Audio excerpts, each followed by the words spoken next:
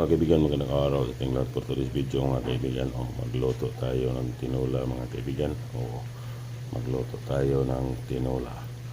Okay, alright. Kumukulo na yung sabaw. Hintayin nyo lang ang part 2 nito mga kaibigan. Okay, alright. Patuloy ang pagkulo ng sabaw mga kaibigan dahil kumukulo na yan. Ilagay na natin yung isda. Kalunggong ate itong mga kaibigan sa Bisaya po. Dahil kumukulo na siya ulit mga kaibigan, lalagyan na natin siya ng asin. Lalagyan na natin siya ng asin. Mga kaibigan, ang ating final round ng ating tinulang galunggong or tinulang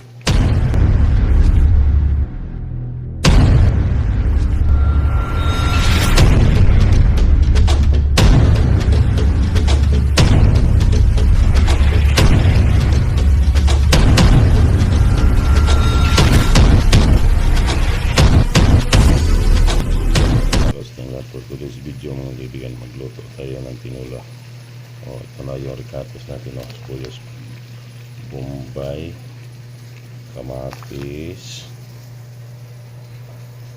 at saka sibuyas dahunan. Okay, alright. Bangan nyo dito mga kaibigan ang mga kaganapan nito dahil magtinula tayo ng isda. Simpleng lamas lang ito mga kaibigan, sibuyas dahunan, sibuyas bombay at saka kamatis. Tatlo lang kasi yung wala nang pasikot-sikot to. Ito yung tinulang pang bukid para sa amin yan. Madali lang to. Mamaya ulit. Okay, alright. Patuloy ang pagkulo ng sabaw mga kaibigan dahil kumukulo na yan. Ilagay na natin yung isda. Kalunggong ate itong mga kaibigan sa Bisaya Budborong puwag ikog. Galunggong sa Tagalog, sa Bisaya Budboron. Ito yung isda natin. Simpleng luto lang ito mga kaibigan. Simple lang talagang lamas na ilagay nito. Yan ang ating recipe for today. Okay, alright mga kaibigan. Okay, mamaya ulit mga kaibigan. Dahil kumukulo na siya ulit mga kaibigan, lalagyan na natin siya ng asin. Lalagyan na natin siya ng asin.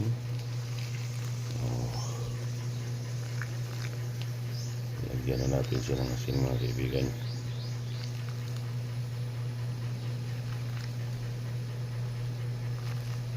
Nalagyan na natin siya ng asin. Tapos lalagyan na siya natin ng kalamansi or limonsito sa amin. Bisaya, limonsito. Sa Tagalog, kalamansi. Para lalo siyang sumarap ng kaibigan. Dalawang pirasong kalamansi lang to ang nilagay ko kasi para hindi siya masyadong asin. Okay, pass, alright. At itong may kukunin nyo natin yung mga kaibigan, dapat kunin ko siya para pagkatapos ng luto natin maganda sa tingnan. Ito yung spito ito mga kaibigan. Kunin yung dapat kunin at huwag agawin ang dapat and hindi sa atin. Diba mga kaibigan, patuloy na siyang kumukulo. Tikman natin kung sakto na ba itong nilagay natin asin.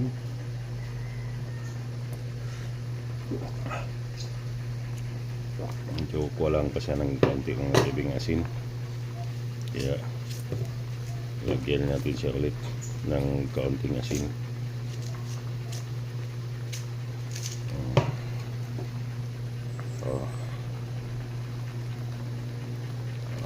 Tapos nalagyan na natin ng asin mga kaibigan. Ilagay na natin ulit siya, nalagyan na natin ulit ng bitsin. Asin at saka bitsin lang yung ginamit ko rito mga kaibigan.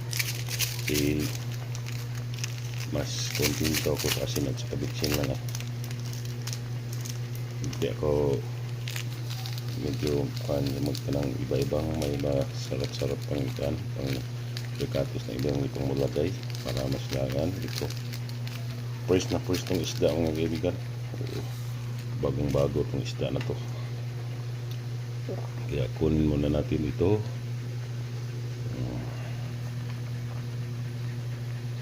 Kunin ang dapat kunin. Huwag pakialaman ng hindi dapat sa atin. Tikman natin.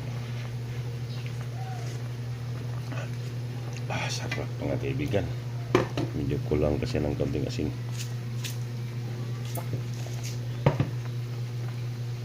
Kunti na lang asin kulang. Yan. At dagdagan natin ulit siya ng bitsin para mas lalong sasarap ang sarap ito. Wow na wow ito mga kaibigan. Tikman na natin siya ulit.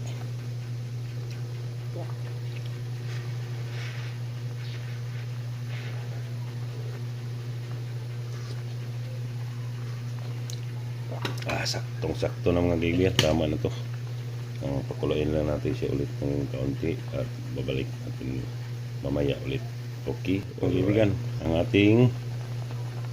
ating final round ng ating tinulang galunggong or tinulang budburon sa Bisaya. Tikman natin siya ulit.